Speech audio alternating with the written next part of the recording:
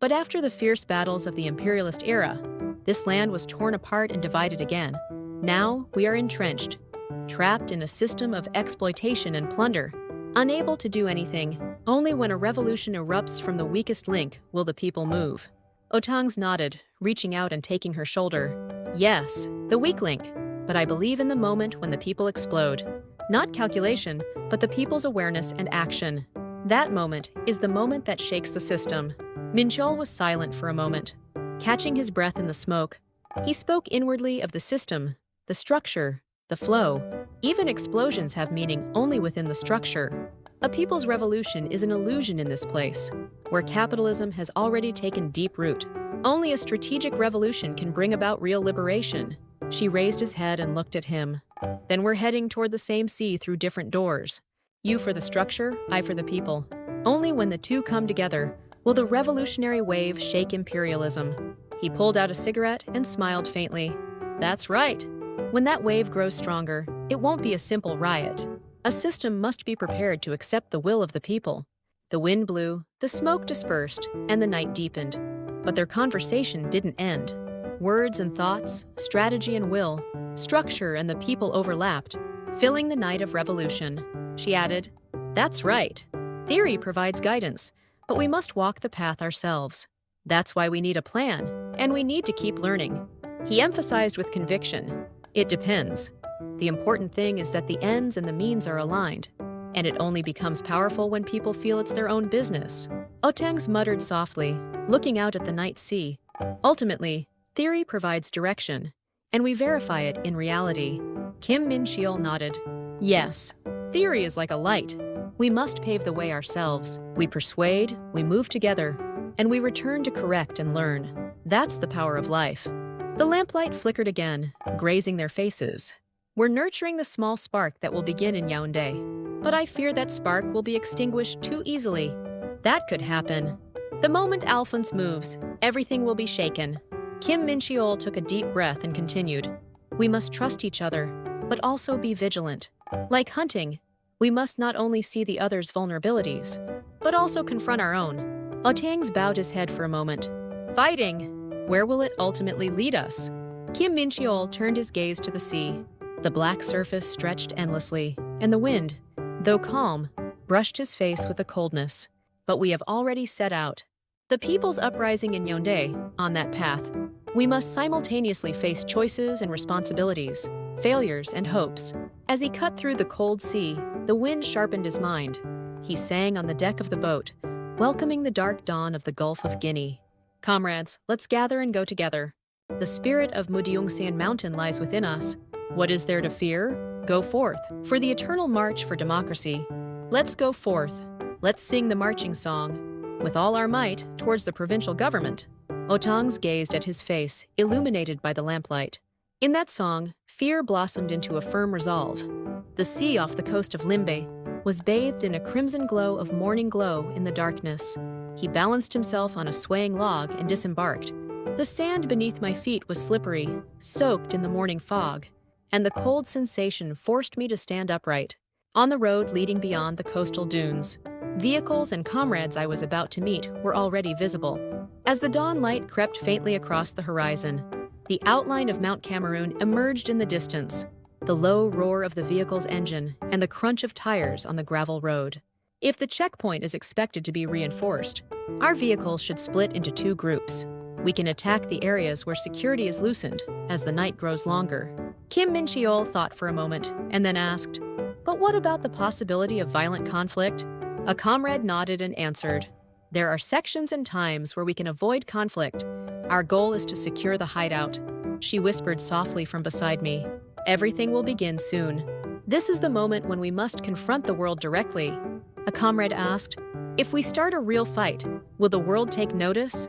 Otangs looked out the window at the dimly lit forest and fields, answering, "Attention, that can't be.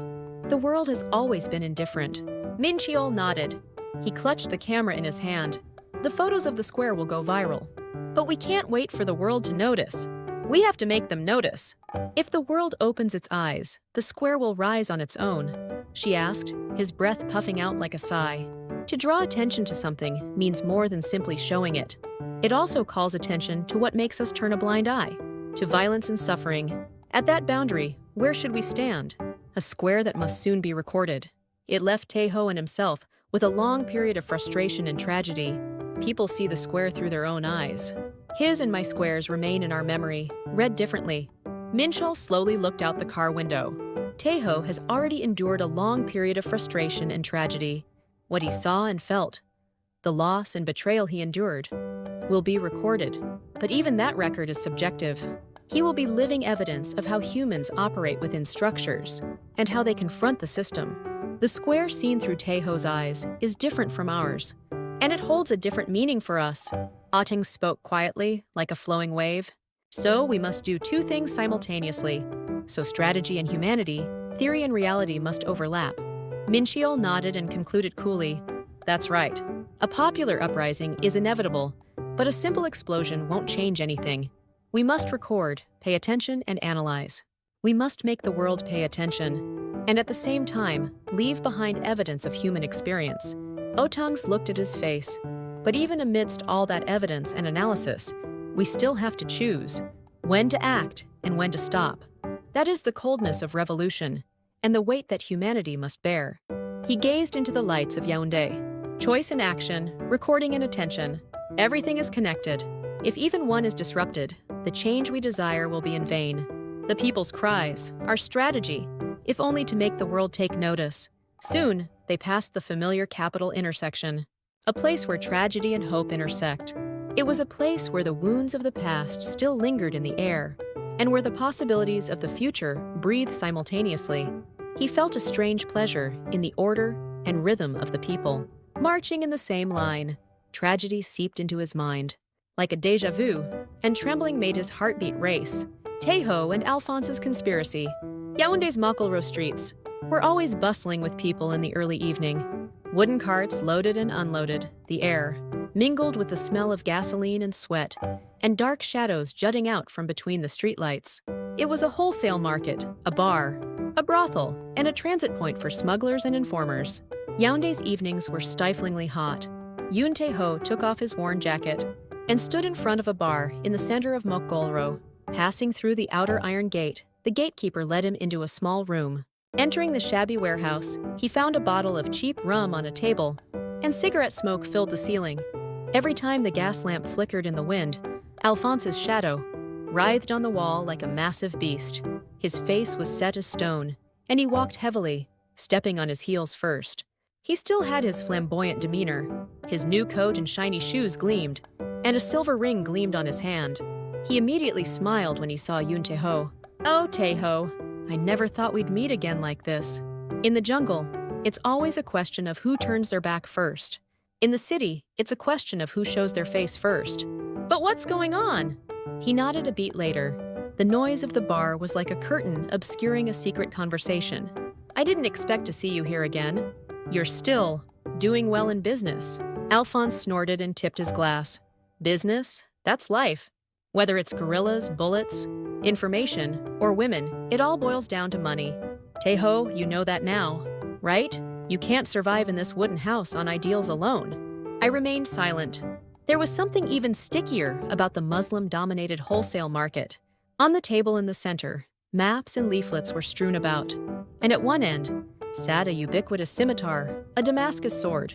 The air in the room was tense, like a blade, and the two human hearts pounded and echoed through the room. I slowly intertwined my fingers and looked directly at Alphonse. I just wanted to discuss one thing. If you take action, it will work. Alphonse's smile faded for a moment, and he whispered in a low voice. Even illegal things must be sold to gain value. That's the law of the world. Alphonse set down his glass and pulled a small envelope from his pocket. This is the information you wanted. A copy of the Northern Border Crossing Permit, and a chart of the garrison's internal organization. If you want, I can open a new route for you. He didn't pick up the envelope. Instead, he placed his palm on it and looked directly at him. Alphonse smiled subtly and asked, "Is it because of Mincheol? Or, do you want to hunt again?"